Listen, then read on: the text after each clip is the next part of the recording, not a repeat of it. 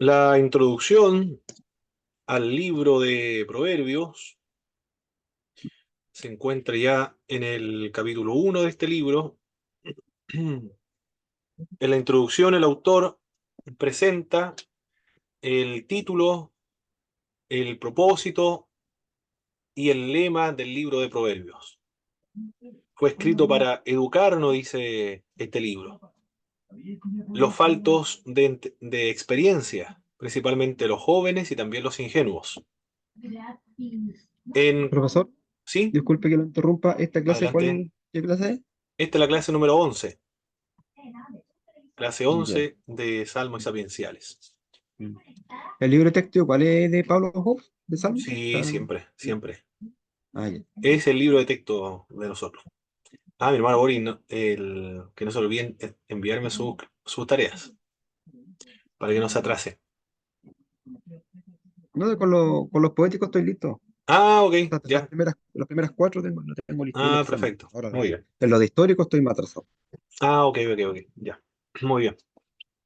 En conocimiento, es decir, educar en conocimiento, en conducta, aumentar la sabiduría también de los sabios. Esos son los propósitos de este libro, aumentar la sabiduría de los sabios. El método de enseñanza que utiliza el autor de Proverbios es mediante proverbios o también por medio de enigmas como el que propuso Sansón, por ejemplo, a los filisteos cuando le dijo de el devorador salió comida y del fuerte salió dulzura. Otro de los métodos que emplea los antiguos para enseñar son las figuras retóricas, las parábolas también, y los cuadros vívidos. Por ejemplo, la hormiga para enseñar al perezoso, y también este relato que es muy descriptivo en sus narraciones, cuando habla acerca del joven que es observado por uno de los sabios que está escribiendo Proverbios y que cae en las trampas de una mujer disoluta cuyo esposo está de viaje y lo lleva al sepulcro, porque posteriormente, cuando cobre venganza el esposo que ha sido traicionado por su mujer, va a sufrir las consecuencias y va a conducir o llevar a este pobre ingenuo al sepulcro. Ayer un hermano me estaba comentando en la clase, que estábamos viendo de esta misma clase en Puerto Montt, una experiencia muy, muy terrible que le pasó de un colega de trabajo en Santiago cuando trabajó. Terrible la experiencia de lo que es capaz de hacer un hombre celoso. Impresionante. Y también, bueno, esos son las parábolas, son los métodos que empleó Jesucristo para enseñar. Los mismos métodos de los sabios del Antiguo Testamento. Los proverbios, los enigmas, las figuras, parábolas y los cuadros vívidos. Todo lo que enseñó Jesucristo no era novedoso, ni las parábolas fueron inventadas por él, sino simplemente él se acomodó a una enseñanza tradicional de los antiguos. En breve, estas colecciones de poemas y máximas tienen el propósito de enseñar cómo hay que comportarse en toda circunstancia de la vida. La sabiduría hebrea es una sabiduría práctica, terrenal, social, también podríamos decir económica, política, familiar, matrimonial, religiosa, eminentemente religiosa. Es una sabiduría integral. Es para conducirse en este mundo, para que le vaya bien en este mundo. Víctor Morla Asensio en una sección decía, para la realización personal del individuo, para que sea feliz. Ahí estamos viendo que el interés de Dios por el hecho de incluir este libro dentro del canon sagrado es que le vaya bien en todos sus proyectos, en todas sus empresas que emprendan en este mundo.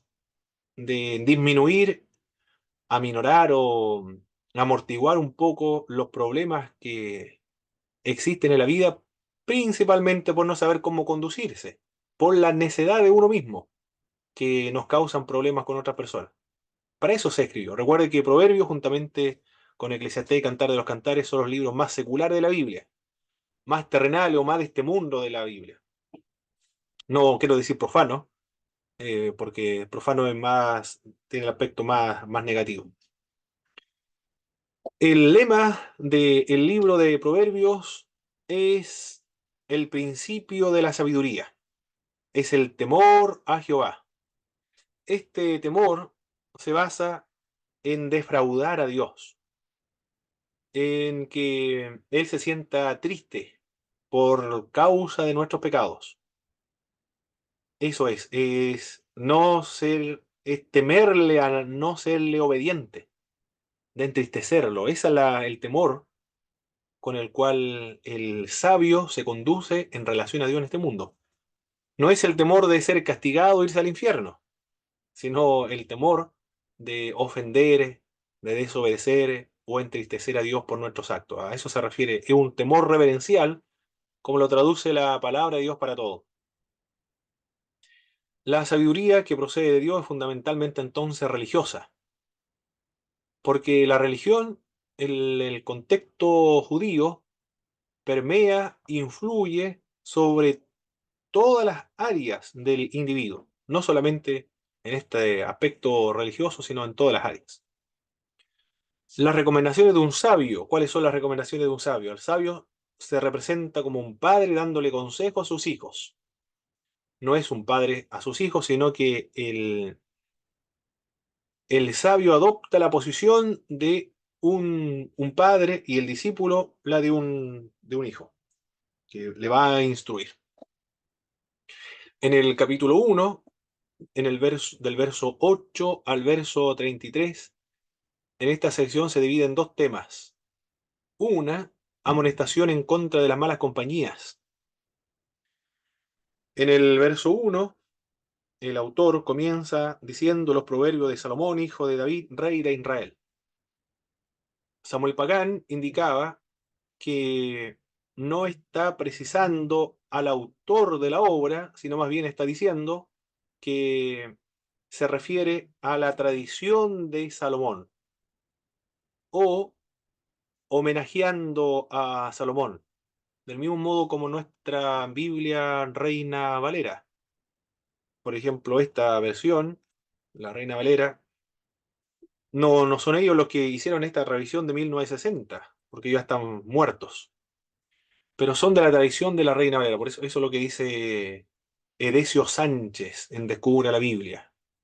Ya no se puede hablar de la Reina Valera, sino más bien de la tradición de Reina Valera, porque los que hacen la actualización son aquí otras personas ajenas y que no son de épocas contemporáneas. Más o menos así ocurre con respecto a los proverbios de Salomón. Son de la tradición de Salomón, o porque él fue el propagador, el que fomentó estos tipos de literatura, o el que en su época le dio mayor impulso a estas obras literarias. Víctor Moll Asensio también señala exactamente lo mismo.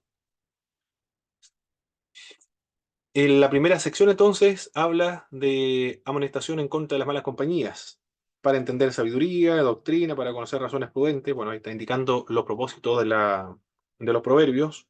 Y después hay una amonestación. Oye, hijo mío, la instrucción de tu padre, no desprecie la dirección de tu madre, porque adorno de gracia serán a tu cabeza. Está hablando acerca de los pecadores en este verso bíblico. Aquellas personas que quieren engañar. El autor de Proverbios le dice, no consientas con ellos, apártate de sus veredas, en el verso 15. ¿A quiénes? De los ladrones, de las personas malas, de aquellos que derraman sangre, de esas personas es la que se debe apartar, de las malas compañías.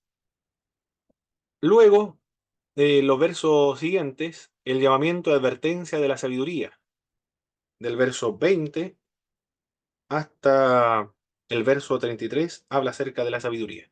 Es una especie de personificación de la sabiduría, que ésta clama en las calles, alza su voz en las plazas, clama en los principales lugares de reunión, en las entradas de las puertas de la ciudad, dice sus razones. ¿Hasta cuándo simple amaréis la simpleza? Entre otros. Se está acá personificando a la sabiduría. En la primera parte, el sabio exhorta a su discípulo a resistir los halagos de hombres avaros y violentos que buscan destruir a hombres inocentes y a robar también sus bienes. Los malvados ponen una trampa para sus víctimas, pero terminan cayendo en ella. En la segunda parte, la sabiduría está personificada. Habla con autoridad divina, alza su voz en las calles y plazas proclamando el orden moral, instruyendo y advirtiendo. De eso trata esta primera sección. Una introducción, los propósitos de Proverbios, y después amonestaciones contra el hombre malo, que es un ladrón, no consientas con él, aparta tus pies de sus veredas, y luego la personificación de la sabiduría. Bienvenido, hermano Hernán. Luego tenemos el necio y el sabio, aparecen frecuentemente contrapuestos en el libro de Proverbios. Recuerde que Proverbios corresponde a la literatura sapiencial, en didáctica, y en este tipo de literatura siempre hace un contraste. Acá en esta sección entre el necio y el sabio, empleando diversos tipos de recursos literarios para poder memorizar. Uno de estos es el paralelismo sinónimo, el otro es el paralelismo sintético, el paralelismo... ¿Cuál es el otro? Otro tipo de paralelismo. Antitético, Antitético, muy bien. el otro, a ver, antitético, sintético, de esos dos no me acuerdo. Acumulativo, también estaba el otro, el de clímax. No recuerdo el otro tipo de emblemático, ahí está, el emblemático. Esos son mucho más todavía, pero esos son algunos de los tipos de paralelismo que es frecuente acá. Hace un contraste o un sinónimo, o acumula ideas y después llega a un clímax. Los necios son los que desprecian la instrucción, la corrección, también lo desprecian, dan rienda suelta a sus impulsos. No tiene dominio propio entonces, sino que explota en ira o implota en reacciones precipitadas. No tiene control ni dominio, ni tampoco reflexiona antes de actuar. Es una persona necia, según lo que nos dice el libro de Proverbios, porque causa trastornos, provoca discusiones inútiles. Necio es también el que confía en sus propias ideas, el que es sabio en su propia opinión y desecha la sabiduría divina. En el verso 21, en la entrada de la ciudad se reunían los ancianos para resolver los casos judiciales como ocurre en la época de Boz, por ejemplo, para él poder comprar la propiedad de Elimás y casarse con Ruth, que es la viuda de la familia de Elimás. Noemí era su esposa, la esposa de Elimás. Resuelve estos asuntos en la entrada, en la puerta de la ciudad. Bueno, ahí se realizaban los tráficos comerciales, era una especie de una feria, por ejemplo. Pero no solamente una feria, sino que también ese lugar era similar a las plazas nuestras de hoy. Pero era mucho más todavía, porque allí se realizaban los asuntos judiciales y legales igualmente, como vos con el pariente más cercano de Limas. Y estaban siempre en la entrada de la ciudad. En ese preciso lugar es donde alza la voz la sabiduría. Sería actualmente en una feria, en una plaza, o bueno, en un tribunal de justicia un poco más, sería más difícil ahí porque es un tema mucho más formal, más judicial, y de hecho es uno de los poderes del Estado. Pero serían esos los lugares donde alza su voz, el espacio de mayor aglomeración y donde se discuten los asuntos más importantes, más relevantes de la antigüedad, en la entrada de la ciudad. Ahí clama la voz la sabiduría. La sabiduría tiene varios beneficios, y esto lo menciona el capítulo 2. Capítulo 2 y el capítulo 4. Tratan de los beneficios de la sabiduría. ¿Cómo se obtiene esta sabiduría? Hay varias formas de obtenerlo. En el capítulo 2 nos dice la forma de obtenerlo. Acá dice, hijo mío, si vieres, capítulo 2, si recibieres mis palabras y mis mandamientos, guardares dentro de ti, haciendo estar atento tu oído a la sabiduría, si inclinares tu corazón a la prudencia, si clamares a la inteligencia, a la prudencia dieres tu voz, si como la plata la buscares, si escudriñares como tesoros, entonces entenderás el temor de Jehová. Ahí está indicando cuáles son las formas de obtener la sabiduría, cuáles son las palabras que se utilizan acá para obtener esta sabiduría.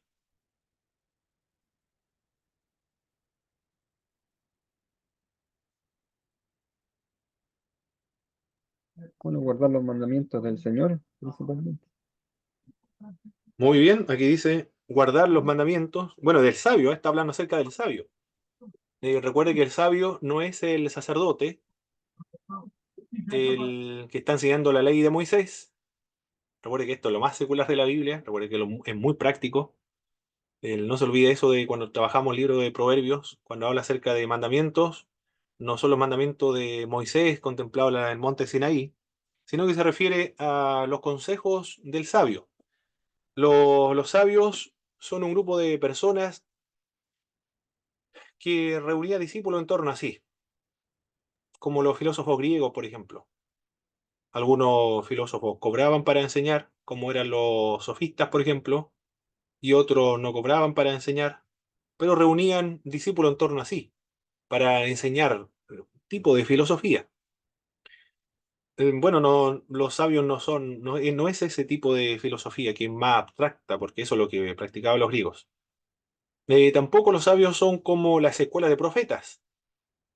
Los profetas también tenían escuelas, maestros, pero la escuela de profetas era una especie más similar a los institutos bíblicos de hoy, los institutos bíblicos modernos, porque ahí se enseñaba la ley, se les capacitaba, eran una especie de predicadores itinerantes, los que surgían de las escuelas de profetas, para enseñar la ley. Por eso que recorrían todo el pueblo de Israel, para contrarrestar las enseñanzas de los Baales. Era una especie, las escuelas de profetas, de como seminarios bíblicos, institutos bíblicos, predicadores itinerantes, maestros itinerantes y apologistas. Ese trabajo me da la impresión que realizaban los de la escuela de profetas. Tampoco eran los rabinos o los escribas, también reunían discípulos en torno a sí, pero le enseñaban la ley, lo aplicaban, y eran personas que transmitían la ley de generación a generación. Pero en cambio acá no son ni personas que enseñan la sabiduría abstracta de los griegos, tampoco son de las escuelas de profetas, tampoco es similar a los escribas. Ellos son ancianos, son sabios, que le enseñan a vivir bien en la vida, en el mundo en el que le correspondió vivir. Y sus enseñanzas, de lo que ellos enseñaban, es todo lo que nosotros tenemos acá en este libro de Proverbios, cómo conducirse. Y ahí dice que se debe guardar, recibir sus palabras primero, recibir los consejos, guardarlas, es decir, practicar estas enseñanzas.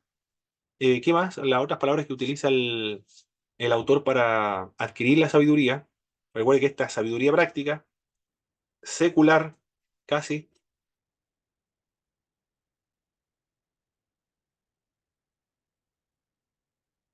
en el verso 2, ¿qué es lo que dice ahí? Estar atento, escuchar atentamente lo que está indicando el consejero. ¿Qué más? Buscarla. ¿De qué manera se debe buscar la sabiduría? Como quien busca la plata o busca tesoros.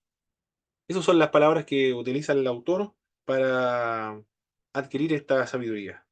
Recibir, guardar, practicar, escuchar y buscar. Varias formas de adquirir la sabiduría.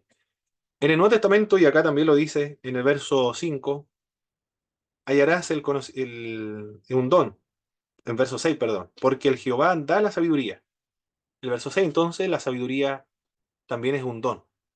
En el Evangelio, perdón, en el Nuevo Testamento, dice el que le falta sabiduría, pídaselo a Dios porque Él lo da abundantemente. Es un don también entonces. El don es un don. Se busca como el tesoro, pero es un don que Dios lo da. Tiene varias bendiciones al obtener la sabiduría. ¿Cuáles son estas bendiciones? Acá dice, entenderás el temor de Jehová, una de ellas. Y hallarás el conocimiento de Dios, lo dice el verso 5. Y mucho más todavía. Hay varias bendiciones al obtenerla. El conocimiento de Dios. El don, recibirá el don de la sabiduría. Es decir, proporciona criterios adecuados para discernir lo bueno y lo malo, lo traduce la Dios habla hoy. En el verso 17, ¿qué más dice el verso 17? La cual abandona al compañero de su... será librado de la mujer extraña. Es otro de los resultados de buscar la sabiduría. Será librado de la mujer extraña. De la lengua que halaga con sus palabras, la cual abandona al compañero de su juventud y se olvida del pacto de su Dios. ¿A qué podría aludir este término, el pacto de su Dios? Olvida el pacto de su Dios.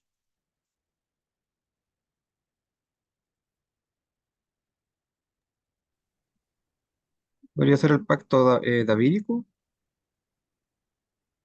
Bueno, el contexto lo indica, ¿eh? El contexto va indicando los o no? versículos que están adelante y después los versículos Me que están parece después. mucho, me parece mucho que porque lo he escuchado, lo utilizan en el contexto del matrimonio. Muy bien, porque en el verso 16 dice, uno de los resultados de adquirir la sabiduría será librado de la mujer extraña. El adúltero entonces, el que ha caído en pecado de adulterio, de acuerdo a la Sagrada Escritura, es un necio, porque si hubiese adquirido la sabiduría, sería librado de la mujer extraña, de la que halaga con su palabra, la cual abandona al compañero de su juventud y se olvida del pacto de su Dios. Bueno, está hablando en ese contexto, está hablando del pacto matrimonial o la alianza matrimonial. ¿Qué más? Otro de los resultados, así andarás por el camino de los buenos, seguirás las veredas de los justos. Está enlistando ahora el proverbista los resultados de adquirir la sabiduría. Malos impíos serán cortados de la tierra y los prevaricadores serán desarraigados de ella. En el verso 21 al 22, porque los rectos habitarán la tierra y los perfectos permanecerán en ella. Parece que está aludiendo acá a los rectos heredarán la tierra o habitarán la tierra y los perfectos permanecerán en la tierra. Parece que está aludiendo acá a, a la promesa de la entrada de la tierra de Canaán. Vivir en la tierra de Canaán era una parte fundamental de la promesa de Dios a Abraham. Los malvados serán expulsados de ella, en cumplimiento de lo estipulado en el libro de Deuteronomio. Los rectos van a habitar en la tierra de Canaán. Está limitado a eso, parece que está limitado a eso, a la tierra de Canaán, y los perfectos permanecerán en ella. No se puede aplicar en todos los contextos, en todos los tiempos, en todas las épocas. Este pasaje bíblico, recuerde que los proverbios, como son tan reducidos en su expresión, mientras más reducido, menos aplicabilidad universal tiene. Por ejemplo, no es verdad que los rectos habitarán toda la tierra. En caso de Canaán, sí, pero si nosotros analizamos muy bien en la época de la entrada de la tierra de Canaán, después de la época de los jueces, hubieron ciertos problemas. En la época de Josué, ahí estaba todo maravilloso porque todos obedecían a la ley de Moisés. Sirvieron al Señor toda la época de Josué, perdón, toda la época de Josué sirvieron a Dios cuando ingresaron a la tierra de Canaán. E incluso aquellos que conocieron a Josué también en esa época, todos servían a Dios. Pero después la época de los jueces comenzaron a rebelarse contra el Señor. Y se cumple esta promesa cuando dice, malos impíos serán cortados de la tierra y los prevaricadores serán desarraigados de ella. Bueno, esto se cumple también más adelante. No sabemos en qué época específicamente se escribió esta sección de Proverbios. Recuerden, no tenemos una fecha exacta en que se compuso cada sección de Proverbios. Pero si nosotros lo vemos en la historia del pueblo hebreo, esto lo vemos en los asirios, por ejemplo, cuando destruyen a los israelitas del norte. Y lo del Judá en el sur también cuando sufre la consecuencia de los babilonios. También son desarraigados de la tierra. Si esto se escribió antes de la deportación asiria babilónica, entonces esto sería como una especie de profecía. Y si lo menciona o vaticinio, si lo menciona posterior a estos eventos que hayan acontecido, entonces lo que está haciendo es reinterpretando la historia y está aplicando la filosofía deuteronomista. Es decir, si son obedientes, Dios lo bendice, si son desobedientes, Dios lo desarraiga de la tierra. Si lo vemos, si lo interpretamos de la tierra de Canaán. Pero en otros contextos, no. No, definitivamente no. Es cosa de ver la historia del mundo. Es solamente ver la historia del mundo y leer algunos libros. Por ejemplo, yo tengo un libro acá que dice El informe de la Comisión Verdad Histórica Nuevo Trato con los pueblos indígenas acá en Chile. Y ahí ya usted se va a dar cuenta que los que habitan en la tierra no son tan piadosos o tan rectos o tan justos, porque solamente usted ve ese libro y ahí inmediatamente se da cuenta de muchas personas que están viviendo en las tierras, tanto de los del norte, la época de los de Aymara, Quechua, por ejemplo, en Copiapó, por esos lugares, y de la Araucanía, el Biobío, región de los ríos, de los lagos, o también en otras zonas geográficas, ahí se va a dar cuenta que los que habitan en esas tierras no son tan justos, porque para poder heredar esas tierras ahora tuvieron que asesinar, exterminar, cometer genocidio contra los habitantes originales de esos pueblos. Por lo tanto, ahí no se puede aplicar en esos casos. Y en la historia universal, muchos pueblos que invadieron otros y los exterminaron, y luego sus descendientes heredaron esa tierra, pero en base a sangre. Por lo tanto, no se puede aplicar en todos los casos. El pasaje bíblico, recuerda que en Proverbio no es eh, un principio, una ley de aplicabilidad universal. ¿Se entiende lo que estoy mencionando, mi hermano, verdad? ¿O no está muy claro lo que estoy indicando? Estamos solamente viendo o analizando ese verso, porque los rectos habitarán la tierra y los perfectos permanecerán en ella. No podemos enseñar aquello como una verdad universal. Por los datos históricos, por los datos regionales, y también el libro de Job dice lo mismo, dice exactamente lo mismo. Hermano Boris, Sí, bueno, entonces el contexto del que habla aquí, los que entran a la tierra de Canaán. lo más probable, hermano Boris, lo más probable.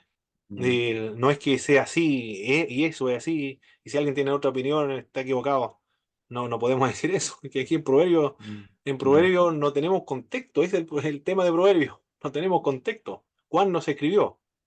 Pero si lo interpretamos a la luz del contexto general de toda la Biblia, esto lo escriben los hebreos, lo escriben para los hebreos. Entonces tenemos que limitarnos a ellos, no como una promesa universal.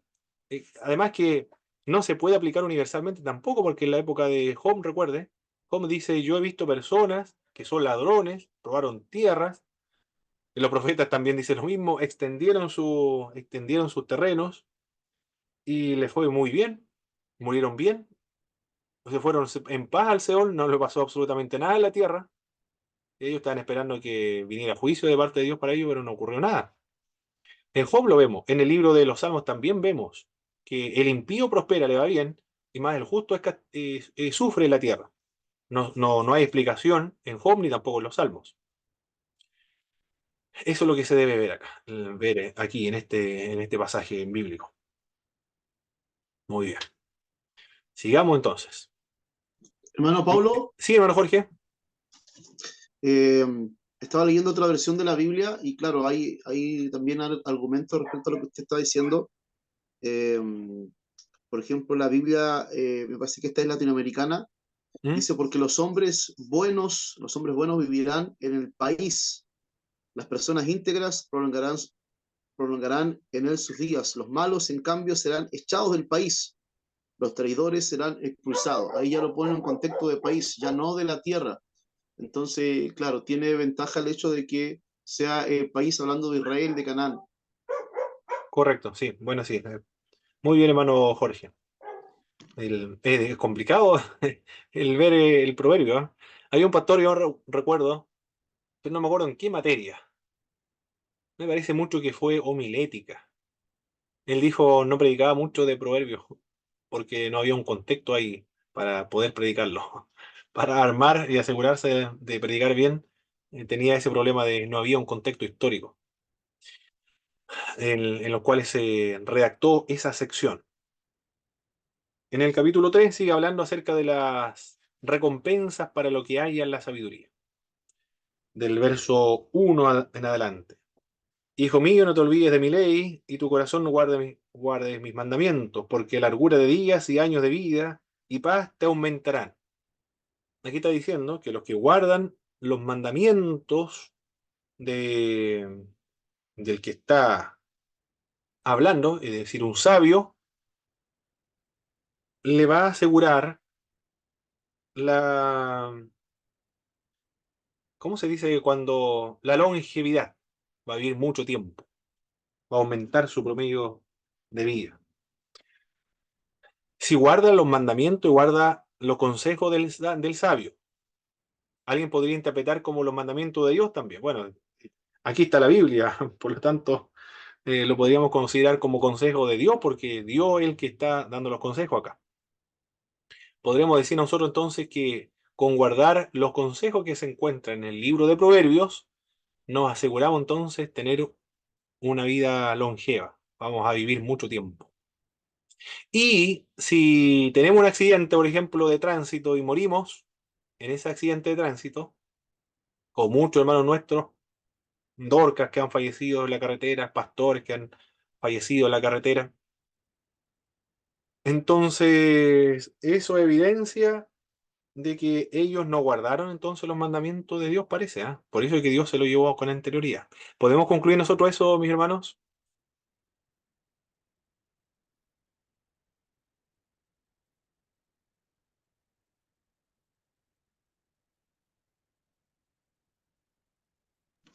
No, yo creo que no, hermano Pablo, creo que no se aplica, Porque hay que justificarlo, hay que argumentarlo. ¿Cuál será la razón? porque los propósitos de Dios muchas veces no los conocemos, son muchas veces inexplicables, entonces no podemos argumentar que estén bien con Dios aquellos que tienen largura de días y aquellos que a temprana edad fallecen, realmente hayan Exacto. tenido una mala condición con Dios. Sí, correcto, exactamente. Es un misterio por qué fallecen algunos tempranos, ¿ah? Hay muchos casos de hermanos nuestros, pastores también de 45, 50 años, de iglesias grandes. De pronto se enfermaron y se fueron a la presencia del Señor. Misioneros también que fallecieron a temprana edad. El abuelo, después el hijo y después el nieto, todos fallecieron en la Patagonia Mm. sin ganar un sola alma. Me estoy refiriendo a la familia Gardiner. No sabemos por qué ocurrió esto desastre. Eran misioneros entregados a la obra de Dios, que querían predicar el evangelio a los patagones. No hay un misterio, no lo sabemos, pero gracias a esa labor y a la biografía de estos hermanos, se levantó un movimiento misionero dentro de la alianza de las iglesias anglicanas, que es las misiones, la misión araucana se hizo una, o la misión sudamericana creo que se llama el nombre, pero estuvieron trabajando en la Araucanía, levantando al clero de las comunidades mapuche y uno de los primeros obispos de la iglesia anglicana, no recuerdo el apellido, pero es de una comunidad mapuche. Pero gracias, ellos se enfocaron ahí. a los pueblos originarios de todo el continente latinoamericano, sudamericano, porque la misión era sudamericana. Fue muy importante la influencia de estos hombres, pero no ganaron a nadie. Y todos murieron. Pero no podemos decir nosotros que no guardar los mandamientos de Dios. Ahí hay otros Hermano, propósitos que nosotros no sabemos. Sí, mi hermano Jorge. hermano, sí, sí, estaba buscando algo que estaba leyendo, no lo encontré ahora, pero sí está en el libro de Pablo Hoff, en el ¿Mm? libro de texto, libro poético. Dice Pablo Hoff que, bueno, los hebreos creían que de alguna manera los rectos, los que hacían lo bueno delante de Jehová, Dios los premiaba con larga vida. Entonces Exacto.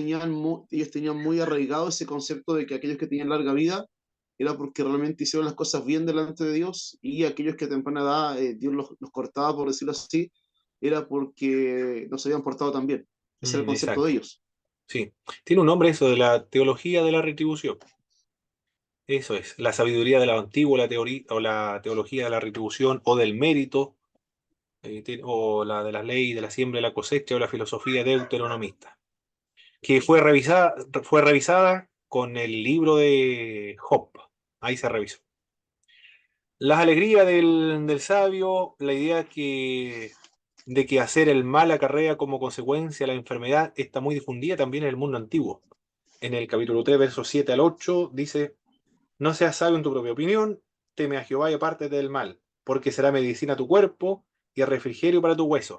Aquí le dice, pero no, aquí no se sabe si está realmente diciéndolo literalmente o está en un sentido figurado. Cuando dice, porque será medicina a tu cuerpo y refrigerio tus huesos. Algunos autores, como la dio habla hoy, por ejemplo, en el comentario dice que la idea de que hacer el mal acarrea como consecuencia enfermedad y, y hacer el bien le produce salud, es una idea muy difundida, muy antigua, una idea muy antigua. Eh, o el pecado está relacionado con la enfermedad y la salud está relacionada con la santidad. Eso es. En lo que describe el verso 8, pero también puede interpretarse acá en un sentido figurado, porque esto está expresado en un término poético. Pero es verdad, los antiguos pensaban aquello. Si hay salud es porque está relacionado con la santidad, y si hay enfermedad, esta se relaciona con el pecado. En el Nuevo Testamento también es verdad, la enfermedad está relacionada con el pecado, porque el apóstol Pablo le dice a los corintios que muchos de ustedes están enfermos, están debilitados y otros han muerto, es decir, han ido a la presencia del Señor, porque han tomado la cena del Señor de manera indigna. O también el apóstol Pablo dice, el inmoral se ha entregado a Satanás para la destrucción del cuerpo más del espíritu viva. Parece que Satanás se lo entrega, le libra de la cobertura de Dios, se lo entrega a la cobertura del diablo para que deshaga con él, destruye su cuerpo, pero con la finalidad de que al destruirle su cuerpo, esto le lleva al arrepentimiento y viva. Pero no en todos los casos, en el Nuevo Testamento, no en todos los casos, la enfermedad está relacionada con el pecado. En ese caso, de los corintios.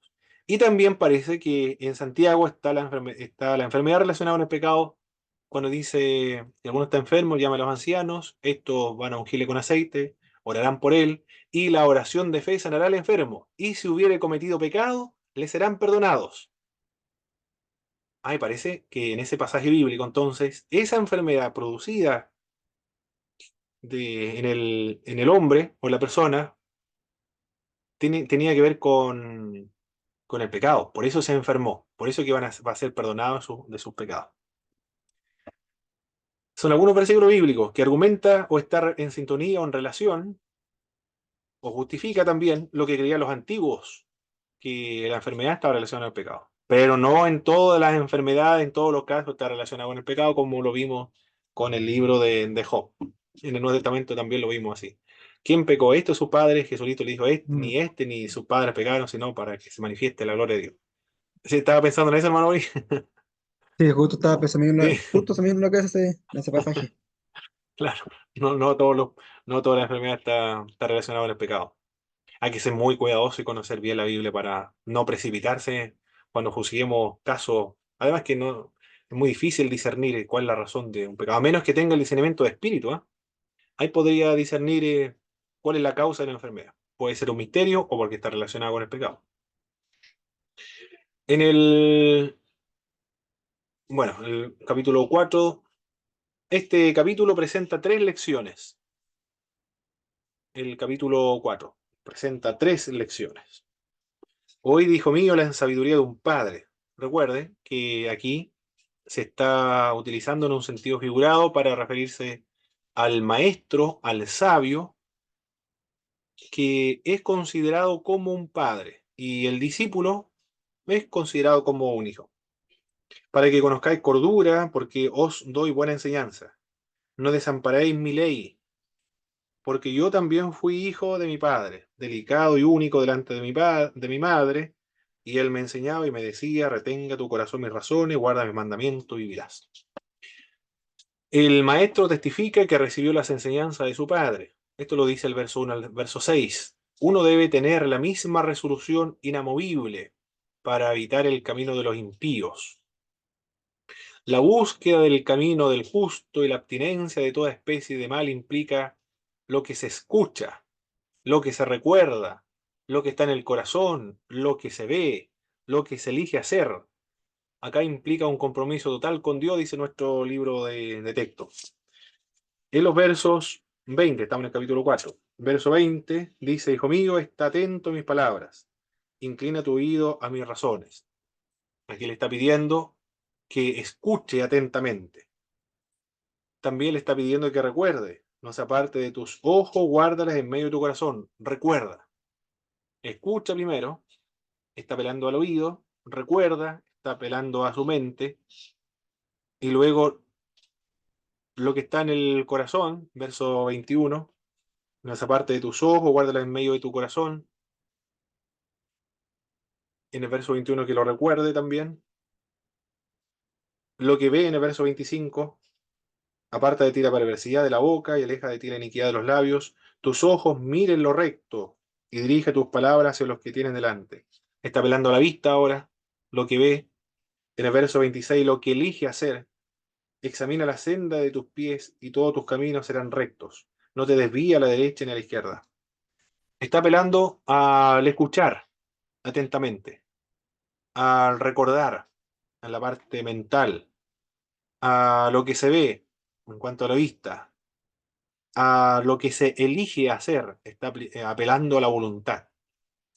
Al escuchar, al recordar, al ver y a la voluntad, es decir, está apelando al hombre total, o el compromiso total con Dios, o integralmente, que se entregue completamente a la adquisición de la sabiduría. En el capítulo 5, aquí dice esta Biblia, que la Reina Valera, amonestación contra la impureza. Esto es lo que dice, contra la impureza. O imprudencia lo traduce nuestro libro. En el capítulo 5 habla acerca del adulterio. Del 1 al verso 23. El entendimiento y discreción guardan al hombre contra la estratagema de la mujer adúltera, que le descarriará y engendrará amargura, derramamiento de sangre y de muerte. Oye, terrible, ¿eh? Es lo que las consecuencias de este pecado del adulterio. El proverbista menciona más consecuencias funestas. Se destruye el honor, se desperdician años de vida, se echan a perder los bienes que cuesta tanto trabajo acumular, se consume la carne, finalmente resulta en remordimiento. En contraste, la fidelidad conyugal y el amor a la esposa traen felicidad y seguridad, lo dice el verso del 15 al 20. Porque los labios de la mujer extraña destilan miel, sus palabras es blando que el aceite, mas su fin es amargo como el ajenjo, agudo como la espada de dos filos, sus pies descienden a la muerte, sus pasos conducen al Seol, sus caminos son inestables, no lo conocerás, si no considerares el camino de la vida. Mira, aquí el sabio, el anciano, el que está guiando al joven, le dice, que él ha visto en su historia las consecuencias de la inmoralidad, el adulterio, que es la muerte. Habla acerca de Seol acá, del Hades. Ayer me estaba comentando un hermano, cuando trabajaba en Santiago, en una carnicería, él iba a proveerle de algunos insumos a esa carnicería. Conocí a un joven que era muy amable para atender y con los proveedores igual. Y pasó alguien, pareciera que lo molestó, fue como, bueno, alguien lo vio como solamente se estaban burlando de él, pero otros lo interpretaron como una advertencia, le dijeron, ándate a tu casa porque te están engañando. Y él partió, era despostador, se le llama lo que trabajan que, despostador, dijo que el nombre aplicó, el carnicero, corta la carne. Y llegó a la casa y efectivamente su esposa le estaba engañando. Y como era despostador, trabajaba en carnicería, fue con un cuchillo de la carnicería. Y mató a la esposa, mató a los dos hijos, ma- y al amante le dejó ensartado el cuchillo en la espalda. Pero le cortó las manos, le cortó los brazos, le cortó el cuello. Y después se fue a trabajar. Se fue a trabajar, el hombre volvió a trabajar. Y en la tarde fueron a detenerlo la policía. Porque el amante con el cuchillo que quedó ensartado fue a pedir ayuda. Y ahí dijo que quién fue y dónde trabajaba. Pero nadie lo podía creer si seguía trabajando como si no hubiese pasado nada. Se cegó. El celo, decía el hermano, el celo ciega a las personas. Porque no sabía lo que hizo. Después se dio cuenta, comenzó a reflexionar cuando lo fueron a detener. Pero él seguía trabajando como si no hubiese acontecido absolutamente nada. Y después se iba a ir a su casa, a dormir, a descansar. ¿Quién sabe? Increíble lo que puede ocurrir, el celo ciega a la gente. Bueno, eso es lo que contó. Para ilustrar esta consecuencia de... Fue terrible la ilustración que contó el hermano, pero eso es la consecuencia del adulterio que nos menciona este pasaje bíblico. Y después habla acerca de su contraparte, la fidelidad conyugal. Bebe el agua de tu misma cisterna y los raudales de tu propio pozo. Aquí está empleando un lenguaje muy metafórico. Derramarás tu fuente por las calles, tus corrientes de aguas por las plazas, sean para ti solo y no para los extraños contigo.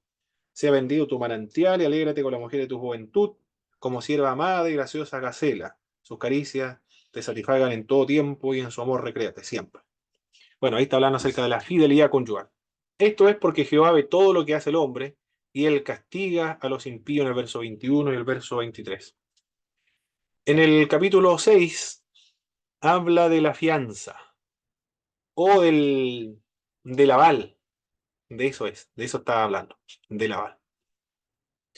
El necio es alguien que se ofrece como aval. O si se ofrece como aval, trate de que se pongan rápido al día porque van a tener problemas. Entre los consejos que se dan entre los hermanos, que no sean aval de nadie para que no pierda la comunión espiritual, porque de seguro si alguien es fiador de alguien o aval de alguien va a perder la comunión espiritual.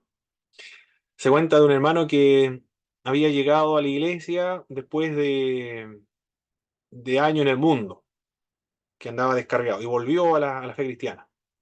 Y como estaba bien convertido, iba a la iglesia, se quiso comprar un auto, pero no tenía dinero, entonces el cuñado le sirvió de aval. Y después se descarrió, se descarrió el hermano otra vez y chocó el auto 2 veces. No sirvió para nada el auto. Hasta el día de hoy, el hermano sigue pagando ese auto que no sirve, pues, no. Desapareció, o sea, se desintegró en 2 choques que tuvo. Terrible, ¿eh? Bueno, aquí está hablando de algo muy práctico, la fianza, capítulo 6. Hijo mío, ni salieres fiador por tu amigo. Si has empeñado tu palabra a un extraño, te has enlazado con las palabras de tu boca y has quedado preso en lo dicho de tus labios, haz esto ahora, hijo mío, y líbrate ya que has caído en la mano de tu prójimo. Ve, humíllate y asegúrate de tu amigo. No des sueño a tus ojos, ni a tus párpados adormecimiento. Escápate como gacela de la mano del cazador, y como ave de la mano del que arma lazos.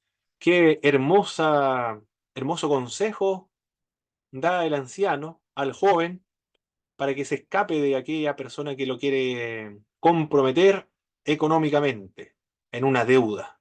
Le dice, escápate, como gacela de la mano del cazador, porque aquella persona que lo está comprometiendo es como si fuese un cazador. Escápate como la ave de la mano del que arma lazos.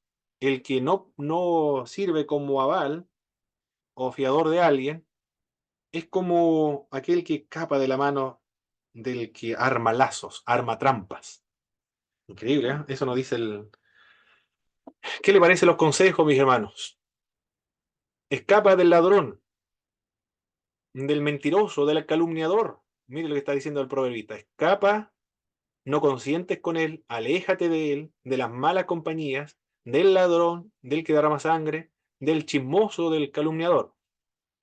Aléjate de la inmoralidad, es decir, del adulterio, porque terminará como este hombre que terminó con un puñal en la espalda y la esposa descuartizada, y en Carahue mataron a los dos con un hachazo, con un hacha mató a los dos amantes. Y eso ocurrió en todas partes del mundo, esto ocurría, esto lo vio no sabemos en qué año se escribió esto, porque esto se escribió desde el año 2000 antes de Cristo, comienzan a recoleccionarse los proverbios, y bueno, el 400 antes de Cristo, en la época de, en que se cierra la profecía, durante ese lapso de tiempo se sigue componiendo la obra, armando e editando el libro de Proverbios. Pero ocurría durante ese tiempo. Hasta ahora, la naturaleza humana sigue con el mismo patrón del pecado y estas reacciones. Y acá está diciendo, no te metas en compromisos económicos con tu amigo, escapa, le dice. No te comprometas, no preste la tarjeta de crédito a otro. Eso en otras palabras lo que le está diciendo. ¿Qué le parecen los consejos, mis hermanos? Son muy teológicos, ¿no? Muy místicos, muy especulativos, muy religioso o espiritual, no sé cómo lo ves.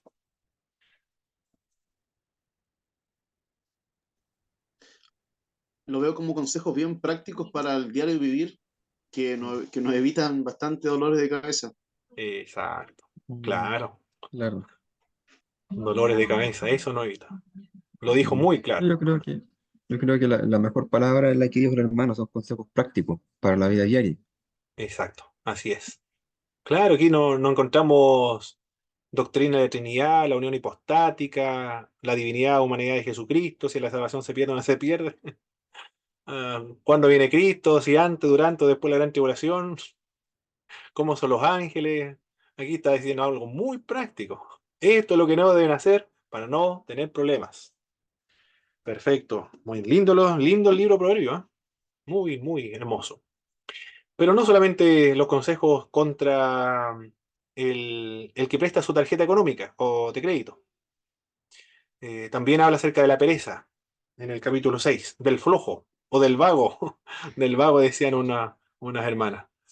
Capítulo 6, verso del 6 en adelante. Ve a la hormiga, oh perezoso, mira sus caminos y sé sabio, la cual no teniendo capitán, ni gobernador, ni señor, prepara en el verano su comida. ¿Qué le está diciendo ahora? Le está aconsejando al joven que ahorre dinero. Eso le dice. Provee para el futuro. O también le puede estar diciendo, prepárate para el futuro. Ahorra recurso económico. O observa la hormiga. ¿Cómo se prepara para el verano? Recoge en el tiempo de la siega su mantenimiento. Perezoso, ¿hasta cuándo has de dormir? También le dice, no duermas tanto. Eso le dice el autor. ¿Hasta cuándo has de dormir? ¿Cuándo te levantarás de tu sueño? Un poco de sueño, un poco de dormitar y cruzar por un poco las manos para reposo. Así vendrá tu necesidad como caminante y tu pobreza como hombre armado. Aquí está diciendo que la pobreza no vino por un espíritu de pobreza, no vino por la falta de fe o porque no están malas relaciones con Dios. Aquí está diciendo que vino la pobreza por flojo. Eso lo está diciendo porque no proveyó para el futuro, no ahorró recursos económicos. Eso es lo que le está diciendo este versículo bíblico. Contra la pereza. Después sigue hablando más con la pereza. Después nuevamente vuelve a retomar del malo. El hombre perverso es mentiroso, no es sincero, fragua planes de maldad, a su tiempo caerá abatido como consecuencia de su pecado. Sus 7 pecados son abominables a la vista del Señor.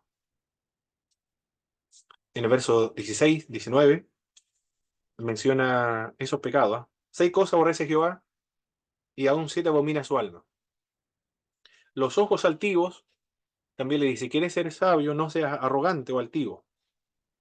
También le está diciendo el proverbista, si quieres ser sabio, no seas tan mentiroso, porque Dios aborrece los ojos altivos, la lengua mentirosa, las manos derramadores de sangre inocente. Los asesinos no son sabios, son necios.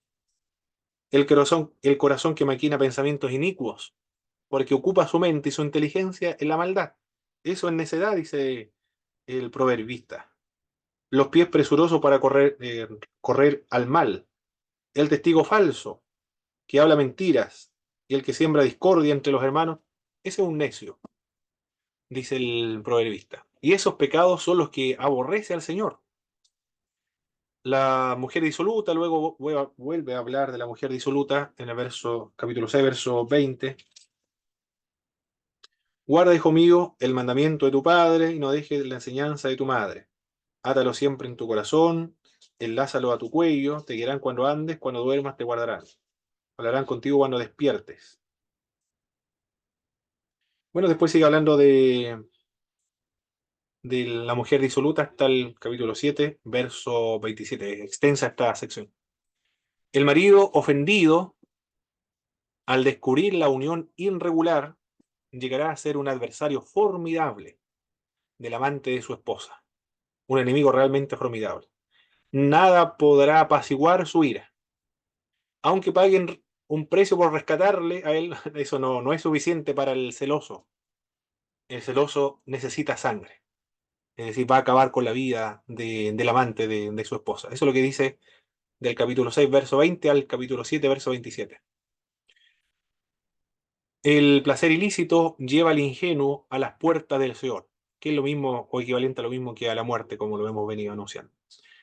No, no están de manera ordenadas en secciones o en capítulos los temas, porque vimos primero el malo, el ladrón, después, ¿qué fue lo que vimos? En lo siguiente, la sabiduría que clama en las calles, también. Después habla acerca de los beneficios de la sabiduría, amonestación contra la impureza igualmente, contra el perezoso, la infidelidad, pero va de manera intermitente repitiéndose los mismos temas. No están todos ordenados en un mismo capítulo, sino que van apareciendo en los capítulos siguientes, se van repitiendo los temas. Pero así es la organización de este proverbio. Bienvenido, hermano Ricardo. Tanto tiempo, mi hermano. Perfecto. Vamos a... Y eso sería, mis estimados hermanos. Si hacen todo lo que yo le dije, le va a ir muy bien en el examen. Y ahora nuestro hermano Ricardo nos va a despedir con una oración. Así me acuerdo que decía un profesor cuando llegamos atrasados. Muy bien, vamos a comenzar con la disertación ahora, mi hermano. Hermano Ricardo tenía una disertación la semana anterior, pero no creo que la tenga lista así. No, no, yo creo que la próxima semana ya voy a estar un poco más al día, hermano. Disculpe. Ok. Sí, sí, no hay problema. El, bueno, la próxima semana, antes de que termine la materia, lo voy a dar. Bueno, aquí nadie ha tomado homilética. Hermano Boris, yo creo que tomó homilética. ¿O no? Ah, un sermón entonces, hermano Boris. Si le di una Ah, disertación, homilética. sí, entonces tiene que hacer un sermón. Todos los que han tomado homilética, un sermón. Y ahí se evalúa de acuerdo a la homilética. Ya. Y de los que no han tomado Ah, ni me acuerdo homilética, ya. sí, tiene que descargar el libro de homilética de la página del Instituto Bíblico, la sección Servicio al Estudiante. Y ahí le ¿Cuál puede... libro? Homilética, Manual de Predicación Evangélica del Instituto Bíblico. Y ahí le ¿Cuál instituto? va, Manuel. claro, Ya. nuestro. Sí, ahí está, está subida el libro. Bueno, yo se lo puedo enviar si no lo tiene. El- Sí, por favor. ok. Pero lo vamos trabajando antes de que lo dé mi hermano Boris. Me envía su proyecto, cómo va avanzando. Ahí yo le voy ayudando para que le quede bien hecho, de acuerdo a la estructura Ya, homilética. Y lo demás, hermano, ya. disertación nada más. El pastor Amner igual disertaba hoy día, pero no ha llegado. Tenemos una sola disertación entonces, Me envía hermano también Jorge. la profesor. Me envía también porque yo no, o sea, no, yo no me acuerdo qué es lo que me tocaba, qué era lo que me tocaba para disertar. Ah, perfecto. Ok. ¿Cuál era el área, la sección? Ok. Ahí me hace recuerdo a mi correo, porque por WhatsApp se me olvidó y me Ya. llegan muchos correos. Perfecto. Vamos a escuchar entonces a nuestro hermano Jorge Vázquez con su disertación de hoy día. Adelante, mi hermano Jorge. Amén, hermano Pablo. Voy a iniciar mi cronómetro para ajustarme a los criterios, ¿cierto? Ya señalados. Bien, a mí me tocó hacer un resumen de libros sapiensales y otros escritos de la página 35 a la 46 del autor Víctor Morla Asensio. Definición de sabiduría. Comenzamos definiendo los términos hebreos Hakam, que es sabio, y Jokmah, que es sabiduría. Tenemos tres definiciones de teólogos. La primera es de Gerhard von Rad, teólogo alemán, que define la sabiduría como el conocimiento práctico de las leyes de la vida y el universo, basado en la experiencia. Subrayo la palabra experiencia, ya que es lo que más destaca von Rad en la definición de sabiduría. Número dos, Henry Caselles, teólogo francés, sacerdote y exégeta católico, define la sabiduría como el arte de tener éxito en la vida humana, tanto privada como colectiva. Se basa en el humanismo y reflexión sobre el curso de las cosas y la conducta del hombre. Ahí resalto lo que denomina Caselles como el éxito. El éxito, la sabiduría es tener éxito en la vida. Y número tres, James Clerchot, teólogo y erudito estadounidense, define la sabiduría como la búsqueda de la autocomprensión en términos de relación con las cosas, la gente y el creador. Nos quedamos con esa definición que abarca mucho más, según Víctor Morlasencio, ya que también ahí hace referencia al creador. La sabiduría constituye un cuerpo literario, un modo de pensar y una tradición. Tenemos dos textos de manera especial que ponen a la sabiduría en relación con la magia, según Génesis capítulo 41, versículo 8, cuando los sabios son citados junto con los adivinos.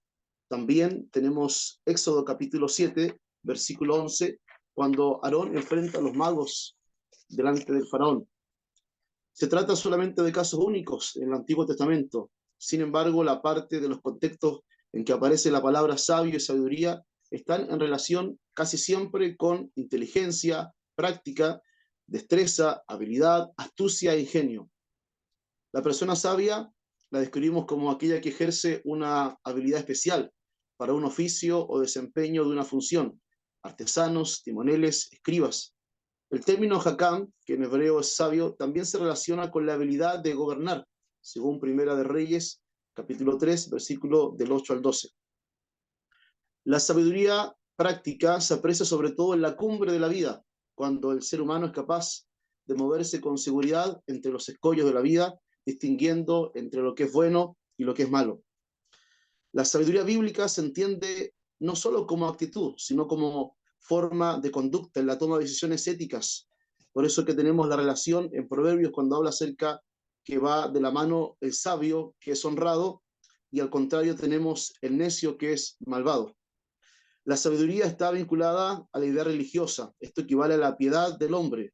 El sabio en su interior siempre debe cultivar la virtud del temor del Señor. Podemos hablar de la sabiduría de la naturaleza, también de la sabiduría social y la sabiduría teológica. A estos tres tipos de sabiduría los vamos a unificar bajo el concepto de teología de la creación. La sabiduría se define como el esfuerzo por elaborar reglas de conducta, así como el profeta entrega, da la palabra, el sacerdote imparte la ley, el sabio debe ofrecer el consejo. La sabiduría, como si fuera un bien mercantil, se debe adquirir, comprarse. La sabiduría debe ser también amada y abrazada. Según Ben Sirá, escriba y sabio judío, utiliza también el lenguaje erótico, mostrando un romance buscando a la amada sabiduría. La sabiduría es un bien que está al alcance del esfuerzo voluntarioso del hombre, es decir, todos podemos tener acceso a ella. Ejemplo, el que cultiva su campo se saciará de pan. Proverbios 12:11. La desgracia persigue al pecador, a los honrados la paz y el bien. Proverbios 13, versículo 21. Desde siempre supo Israel que el hombre propone y Dios dispone. Ejemplo, Jehová recibió la ofrenda de Abel y rechazó la de Caín. También vemos la elección de Israel por pura gratuidad. Vemos también la marginación de Saúl y la exaltación o el escoger de Jacob y David. No hay sabiduría, ni prudencia, ni consejo frente a Dios. Proverbios 21, versículo 30 y 31, nos dice, no hay sabiduría, no hay inteligencia, ni consejo contra Jehová. El caballo se alista para el día de la batalla, mas Jehová es el que da la victoria. Es decir, el que manda al final siempre será Dios. Es parte de la sabiduría entender que los males también provienen de parte de Dios. Así lo afirma Job. Job capítulo 2, versículo 10 nos dice, si aceptamos de Dios los bienes, ¿no vamos a aceptar también los males? Dar con la sabiduría es dar con Dios con frecuencia. Son aspectos de un mismo problema. Los que aman a la sabiduría aman la vida. Los que la buscan la alcanzan el favor del Señor. Los que la retienen consiguen gloria del Señor. Los que sirven, sirven al Santo. Dios ama a los que la aman, según el libro de Eclesiástico, capítulo 4, versículo del 12 al 14. Podemos ver que la identificación de la sabiduría con Dios llega a ser casi total. La relación entre el conocimiento del hombre comparado con Dios es tremendamente grande. Vemos el ejemplo de Proverbios capítulo 30, versículos 18 y 19. Hay tres cosas que me sobrepasan y cuatro que no logro entender. El camino del águila en el cielo, el camino de la serpiente sobre la roca, el camino del barco en alta mar, el camino del hombre por la doncella. Terminamos este resumen del ensayo con un fenómeno literario observable en Proverbios y Eclesiástico, llamado la personificación de la sabiduría. Ejemplo, Proverbios capítulo 1, versículo 20 al 33, nos encontramos con el primer discurso de Doña Sabiduría, que invita a los expertos a aceptar su enseñanza. Lo más predominante del texto, del ensayo, a continuación destaco lo más relevante del resumen. La persona sabia es aquella que tiene una habilidad especial para un oficio o desempeño. La sabiduría práctica se aprecia sobre todo en la cumbre de la vida, donde la persona puede distinguir entre el bien y el mal. La sabiduría bíblica es la actitud y conducta para tomar decisiones éticas. Por eso en Proverbios va de la mano el sabio con el honrado, al contrario del necio con el malvado. La sabiduría está vinculada a la piedad. Esto equivale al temor del Señor, recordando el sagrado texto que dice que el principio de la sabiduría es el temor a Jehová.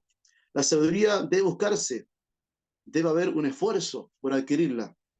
Es parte de la sabiduría entender que los males también provienen de parte de Dios. Dar con la sabiduría siempre debería llevarnos a una relación con Dios. Y para cerrar mi disertación, mi opinión crítica respecto al texto, antes de darla quiero hablar un poquito también acerca del autor que me tocó, Víctor Morla Asensio, escritor español, doctor en Sagrada Escritura, licenciado en Filosofía, fue profesor de Teología y Filosofía en la Universidad de Deusto, España. Ha sido traductor y comentarista de 4 traducciones oficiales de la Biblia al castellano. Podemos destacar que es especialista en los libros sapiensales. Algunos de sus libros son El Fuego en el Antiguo Testamento, Eclesiástico, Traducción y Comentario, La Biblia por fuera y por dentro, Poemas de amor y deseo de Cantar de los Cantares, Lamentaciones, Job, Proverbios y libros sapiensales y otros escritos. La opinión crítica respecto al texto. Me pareció un texto bastante complejo de entender, ya que el mismo autor dice que la sabiduría es un fenómeno muy, pero muy complejo. Y si el autor de esta envergadura nos dice que es complejo, ¿cuánto más nos quedará a nosotros poder entenderlo?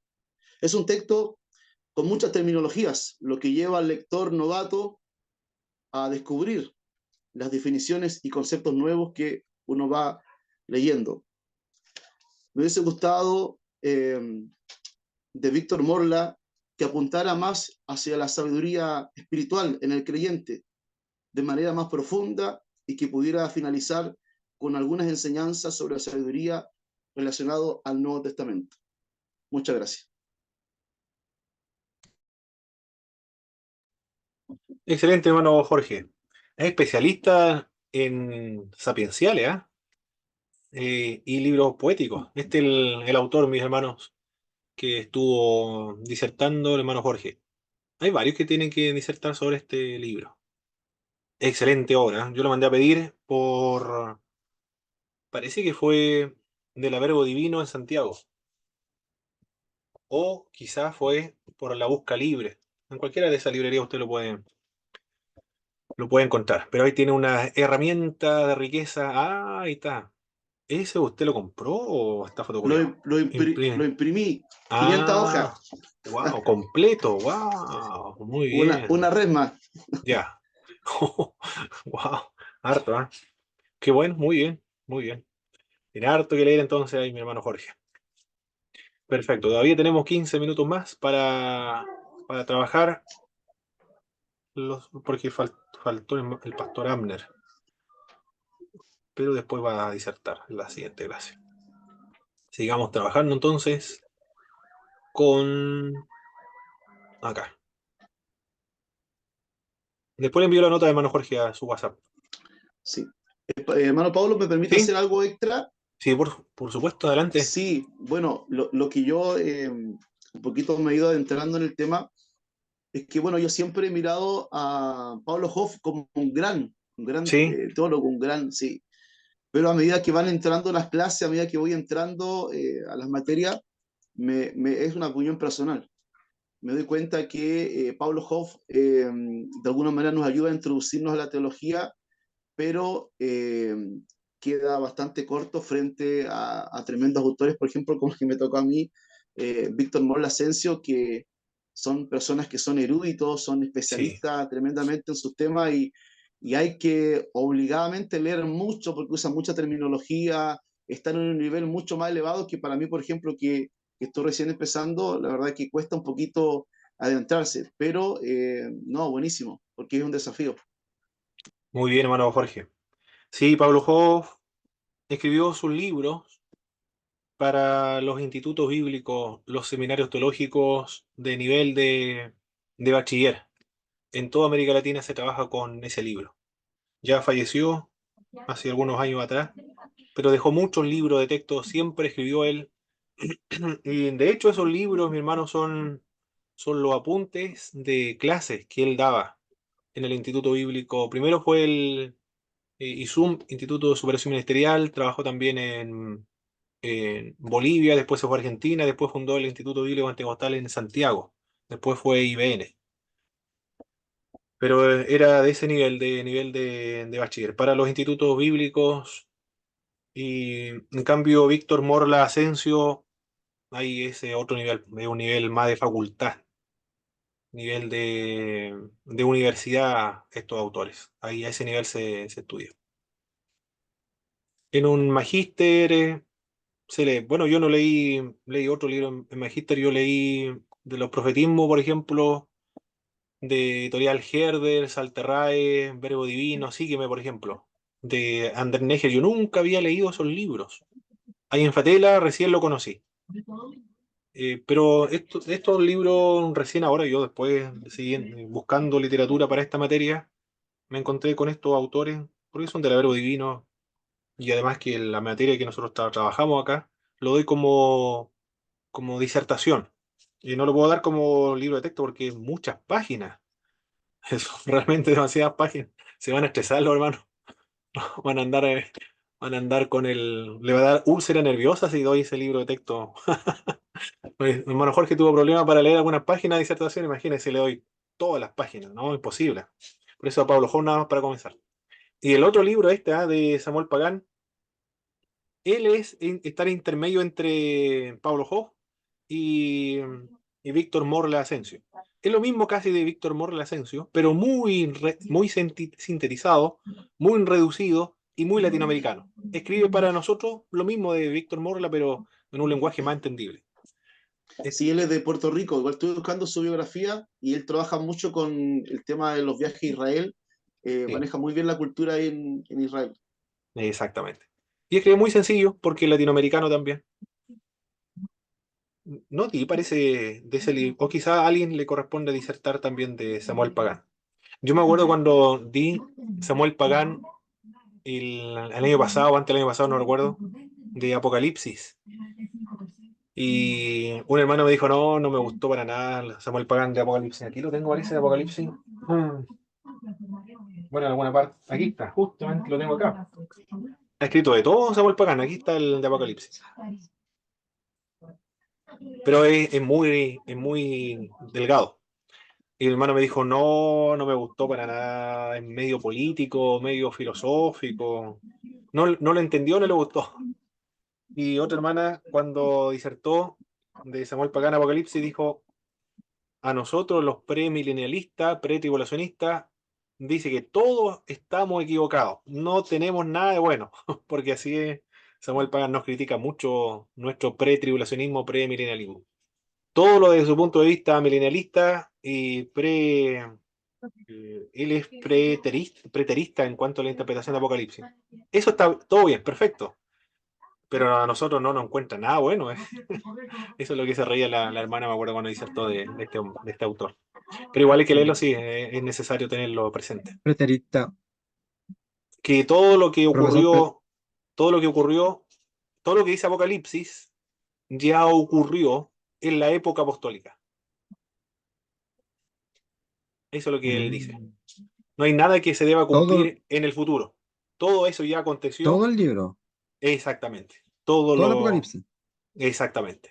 Ya ocurrió durante esa época. De la persecución imperial, de todo eso está hablando. De la persecución del Imperio Romano sobre los creyentes. El preterismo es muy difundido, hermano Boris. A usted le puede sorprender, pero en la Facultad de Teología, por ejemplo, de los presbiterianos, anglicanos, luteranos, católicos romanos, del protestantismo histórico, la gran mayoría son todos preteristas. Los que somos una mezcla de Futurista. historicistas, futuristas, somos los evangélicos, los pentecostales. Pero la gran mayoría son todos preteristas. Mm. Sería interesante, hermano Pablo, saber del preterismo en qué momento deja el periodo de 1000 años, porque ahí dice que Satanás será atado por 1000 años. Entonces sería interesante que ellos, o leer, anoté el término acá porque Sí, no, sí, sí. primera vez que lo escucho el término preterismo, Mm. no lo había escuchado. Sí, aquí Samuel Pagán lo menciona cómo lo interpreta. Mm. Cómo lo interpreta No, dicen, esos 1000 años. a mí me parece mucho que dicen que el milenio no es literal, que es simbólico. Que es todo el periodo de la Por eso no iglesia. creen Mm. claro. El Incluso me parece que amilenialismo. ya, claro, incluso me parece que el catolicismo romano en su teología dice que ahora estamos en el milenio, Y también y ahora ya estamos. los presbiterianos también dicen lo mismo. los luteranos igual. Sí, todos los protestantes dicen exactamente lo mismo. Todos ya Mm, nos encontramos en el milenio, porque es simbólico nada más, la época de la iglesia. mm. Perfecto, nos fuimos a Apocalipsis, hermano. Volvamos a Proverbios. Volvamos al libro poético. Vamos al Antiguo Testamento. Bueno, ¿cuánto nos queda? Perfecto, quedan 10 minutos. Discurso de la sabiduría, capítulo 8. En este capítulo 8 se personifica la sabiduría. Ofrece sus virtudes públicamente. Nuevamente aparece, ¿ah? Recuerde que en los primeros capítulos hablaba de la sabiduría que alzaba su voz en las calles, en las puertas de la ciudad. Acá nuevamente vuelve a aparecer y se vuelve a personificar. Causa el beneficio de todos, se dirige a los ingenuos, a los necios que más necesitan su consejo. Habla de manera verdadera, justa, irrazonable también. Los reyes, los jueces, los gobernadores dependen de ella para desempeñar sus funciones reales, judiciales o de gobierno. Y su don es éxito de la clase más deseable. En los versículos 22 al 31, algunos han visto la persona de Jesús, porque se le están dando características acá a la sabiduría que se parece mucho a Jesucristo. Y de hecho, algunos libros están hablando directamente de Jesús de Nazaret directamente. Porque dice, Jehová me poseía en el principio, ya de antiguo antes de sus obras. ¿Le resulta un poco familiar algún libro del Nuevo Testamento? Jehová me poseía en el principio, ya de antiguo antes de sus obras.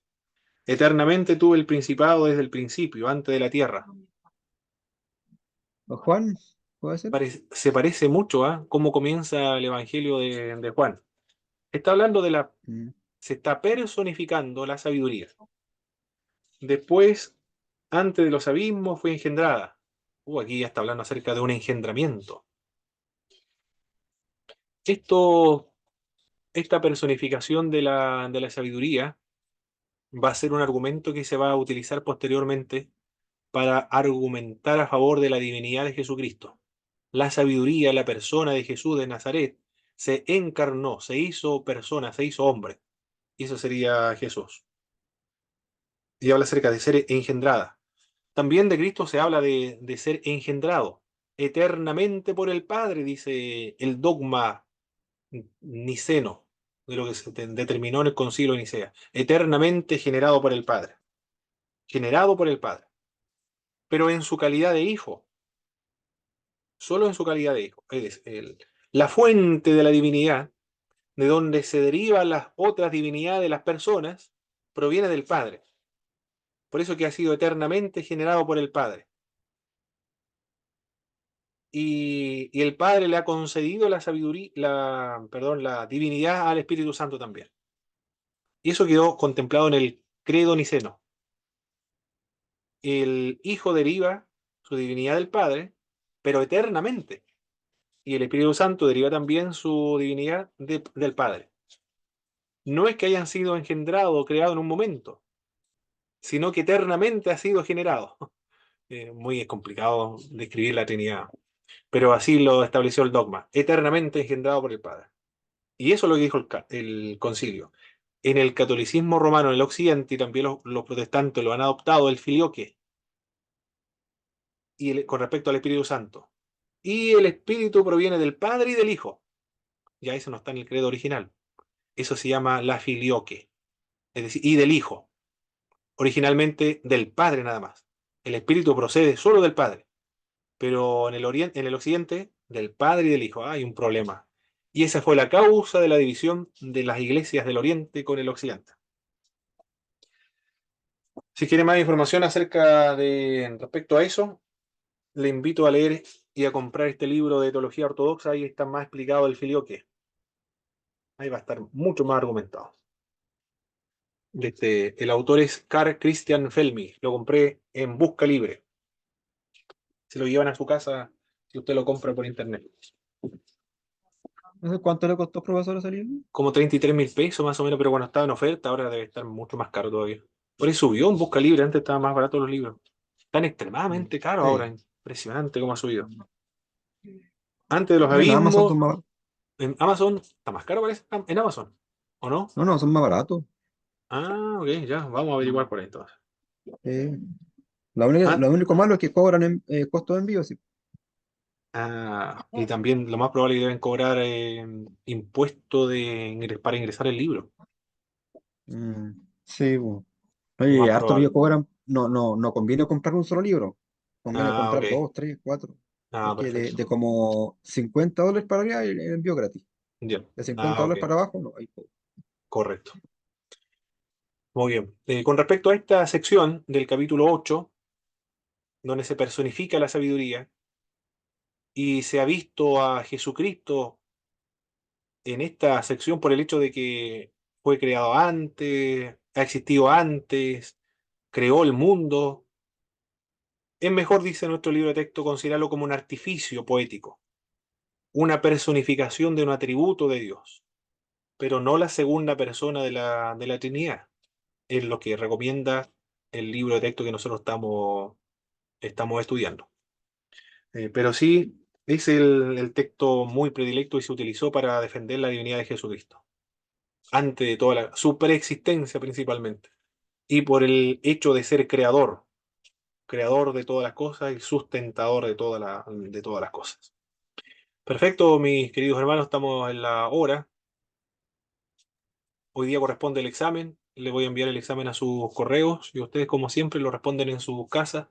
Tienen hasta mañana para enviarlo en formato Word o en PDF. A mi WhatsApp se me hace muy fácil corregir al WhatsApp.